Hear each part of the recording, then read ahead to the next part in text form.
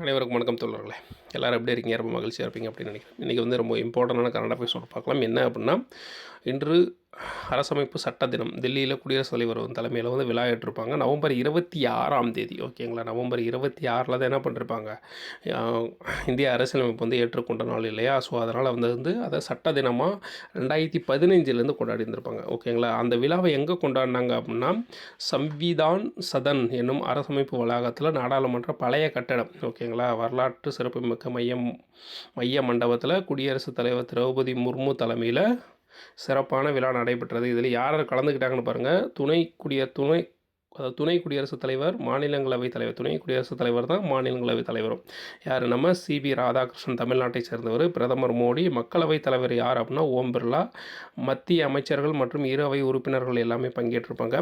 அதாவது நம் நாட்டின் அரசமைப்பு சட்டம் அரசியல் நிர்ணய சபை கடந்த 1949 நவம்பர் 26 ஏற்றுக்கொள்ளப்பட்டது. அரசமைப்பு சட்டத்தில் சில பிரிவுகள் அன்றைய தினமே அமலுக்கு வந்தது.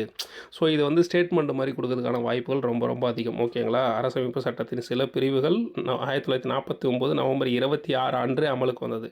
பெரும்பாலான பிரிவுகள் இந்தியா குடியரசான 1950 ஜனவரி 26 அமலாகிறது அப்படின்னு சொல்கிறாரு, ஓகேங்களா? அதுக்கப்புறம் வேறு ஒன்றும் இல்லை. அது மட்டும் இல்லாமல் அரசியல் நிர்ணய சபையால் அரசமைப்பு சட்டம் ஏற்றுக்கொண்ட தினம் அரசமைப்பு சட்ட தினமாக கடந்த 2015 கொண்டாடப்பட்டு வருகிறது அப்படின்னு சொல்கிறாங்க.